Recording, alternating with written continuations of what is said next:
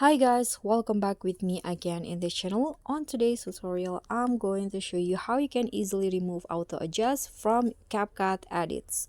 So as you know, the CapCut auto adjust is a pro feature.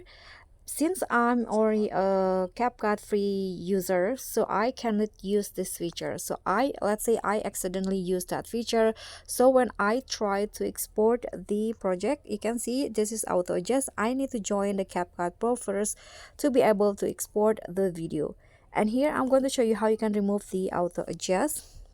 So on your editing here, you can just go back to the adjust, click on adjust again, and there will be this auto adjust that I use.